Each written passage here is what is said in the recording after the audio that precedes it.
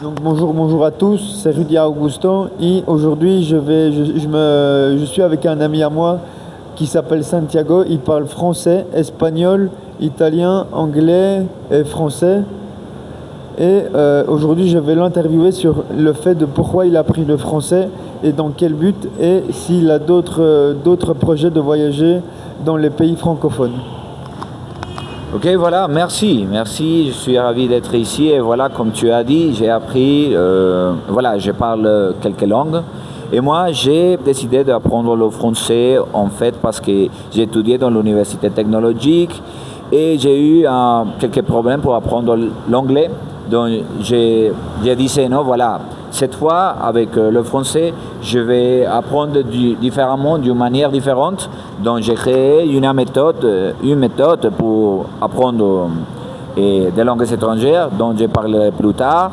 Et puis c'est tellement facile, c'est simplement apprendre. Si tu veux apprendre une langue, c'est seulement apprendre les premiers pas, l'alphabet, des choses simples.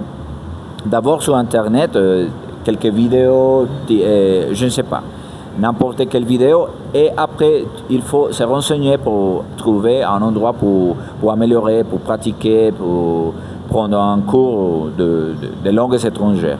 Donc le but au début, c'était seulement apprendre comment enseigner l'anglais. Et je me disais, voilà, c'est une bonne idée, peut-être à l'avenir, pour enseigner aussi le français.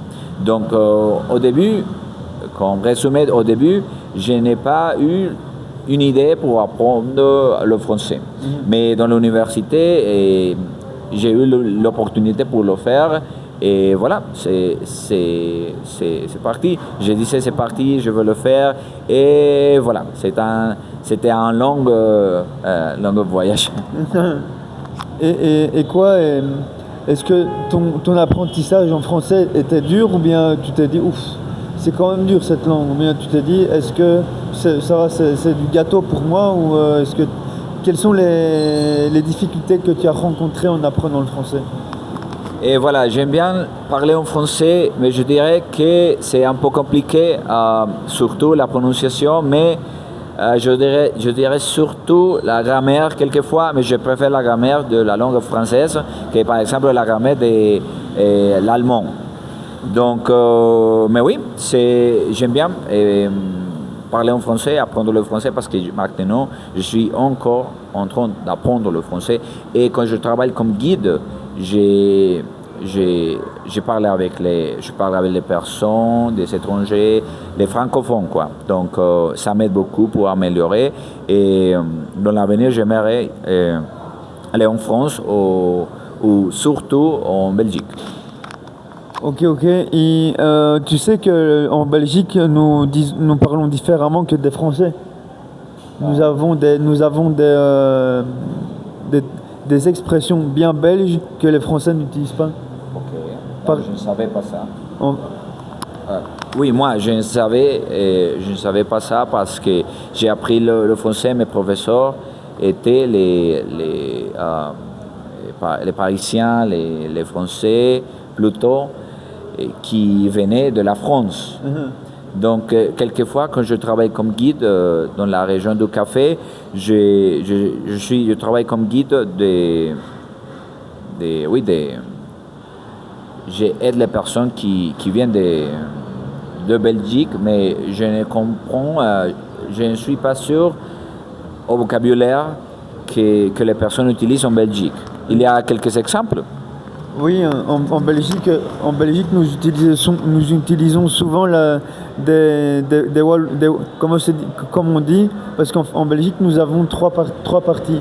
Trois parties, la partie flamande, la partie germanophone et la partie wallonne. Et du coup, la partie wallonne, on a des emprunts du wallon, qui est une langue celte, qui vient du celte très ancien en Belgique. Et donc, en wallon, on parle wallon. Par exemple, on dit...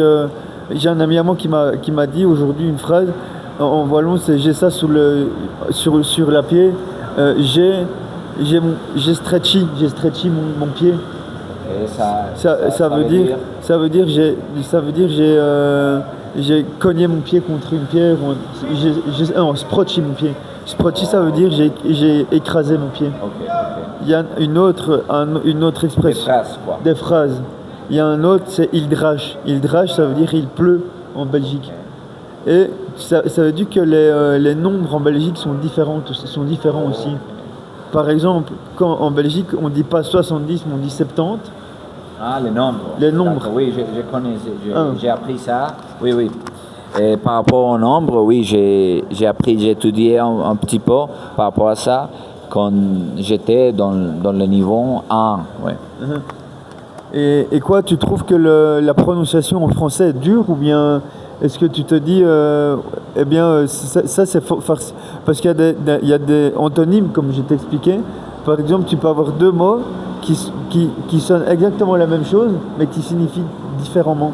Donc pêcheur, comme je t'ai expliqué tantôt, pêcheur et pêcheur. Pêcheur, c'est quelqu'un qui va pêcher un poisson et pêcheur, c'est quelqu'un un pecador. Ah oui, oui, tu venais de me dire ça. Et alors, il y a quelques mois, j'ai appris un petit peu par rapport au allemand, mais maintenant, j'ai pensé que la prononciation de français était tellement compliquée, mais maintenant, je pense que c'est... En fait, je me trompais parce que la prononciation en allemand est hyper compliquée. Mais si on parle, par exemple, de français, je dirais que les sons, les voyelles, les semi-voyelles, peut-être, seront un peu compliqués. Et aussi la liaison, mais plutôt l'accent. L'accent français, parce qu'il y a les accents différents en français. Oui. Par exemple, circonflexe, accent aigu, accent grave, voilà. Mais tu peux apprendre si tu lis, si tu pratiques chaque jour, tu peux y aller. Et ce n'est pas, comment je peux dire, ce n'est pas comme un limite, comme une chose qui te dit non, si tu ne fais pas ça, c'est impossible de parler non. Mais en allemand, je pense que, en fait, je crois que c'est le cas. Parce que si tu ne prononces pas ça, plutôt la grammaire aussi, mais la prononciation est précise aussi. Donc, ouais, c'est ça. Et surtout en français, moi, ce que j'ai toujours eu du mal, c'est la terminaison avec le tu. Par exemple, quand tu dis tu fais, eh ben c'est je fais, tu fais, mais avec le il y a une lettre qui change. C'est, par exemple, quand tu mets le verbe faire, eh ben je fais c'est F-A-I-S, tu fais c'est F-A-I-S, et il fait c'est F-A-I-T. Et moi je confonds tout le temps avec le tu et le il. Oui, c'est ça. Parce que il y a des lettres qui ne se prononcent pas. Par exemple, quand la négation, le pas, le S il saute, c'est comme si tu disais pas PA. Oui, c'est ça. Il ne se prononce pas. Même moi, il y a par exemple, par exemple, moi j'ai des difficultés à la compréhension, à l'audition avec le test que j'ai fait en français pour le DALF. J'ai eu du mal. Pourquoi? Parce que il parlait vite, il parlait très vite et du coup moi je comprenais rien. J'ai limite énervé parce que je me disais mais je comprends rien. Pourquoi? Et au final parce que je me suis rendu compte que j'avais des lacunes depuis très petit de parler, non pas de comprendre les choses. Ah oui, oui, c'est ça. Donc, je dirais que si tu veux apprendre le français, c'est bien. Mais il y a quelques cas particuliers en français. Et voilà. Oui. Est-ce que tu as une autre question? Ah oui, j'ai une autre question. As-tu rencontré d'autres clients autres que des Français ou des Belges? Est-ce que tu te dis des Canadiens ils sont bien ou bien est-ce que tu as déjà rencontré des Canadiens? As-tu aussi appris des mots canadiens ou en gros des Américains? Voilà, quand je travaille comme guide, oui, je rencontre beaucoup de personnes, par exemple, surtout les Français, parce que les Français aiment venir ici pour regarder le processus du café colombien et pour acheter, pour regarder ça. Surtout les Français et aussi les Canadiens, mais et surtout, je dirais, les Québécois. Ah, si. Et tu sais qu'ils parlent le français, mais c'est un peu différent parce que la R, ce n'est pas R, mais R, similaire to Par exemple, en québécois, dirait plutôt ne pas terre, mais tar. La tar. Est un peu différent. Et oui, pour l'instant, oui, c'est ça. Donc aussi, les personnes qui viennent de la Suisse, parce qu'en Suisse, ils parlent français aussi, mais c'est similaire au français de la France. Et oui, je crois que c'est ça.